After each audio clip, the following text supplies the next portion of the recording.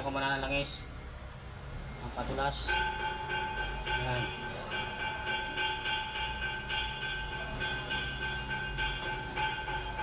So, ngayon naman mga katorilyo, ituturo ko naman sa inyo kung paano mag-timing ng camshaft. So, ikakabit ko na yung camshaft.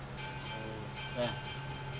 Ipapakita ko sa inyo kung paano i-timing ng camshaft ng 10-wheeler Isuzu Gigamax 6WF1 ng makina. So, ita-timing ko na mga katorilyo. So, ito yung camshaft niyan mga katorilyo. Nandito ang timing gear niyan, dito sa may gear na to na malaki. So, ituturo ko sa inyo kung paano. So, ilapat ko muna.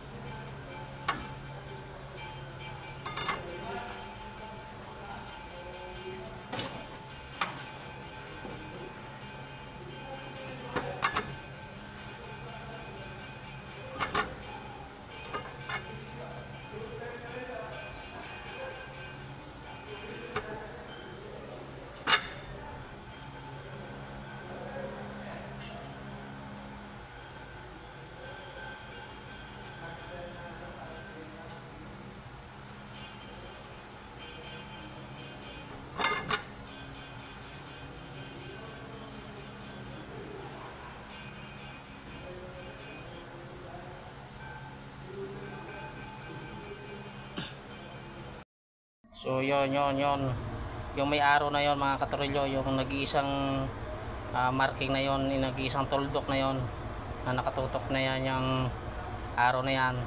So nakatapat yan doon yung ngipin nun ng isang tuldok na yon. Yan ang timing yan. At saka isa dito sa pagitan ng dalawang tuldok dito sa ngipin na to, sa pagitan ng dalawang tuldok na yan, dyan naman nakatapat yung labi ng extension. May pinaka-extension pa yan dito na nakapatong. So nakatapat yan dito sa labi niyan ng extension. So hindi ko pa naikabit. So yan mga katorilyo. At saka dito sa injection pump, dito naman sa may injection pump, yan yun, naka-letter S, nakatapat sa S.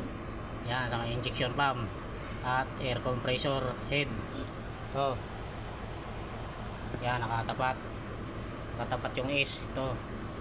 So injection pump, meron pa yan dito kasi burado na yan, may guhit na yan. Meron pa yan dito sa flywheel, doon naman sa flywheel. So wait lang. So kinaya mga katorilyo, naka-timing na yan. So ilalagay, kukumpletuhin na lang dito yung cap nya, cap bearing ng camshaft at saka rocker ram. So kinaya mga katorilyo.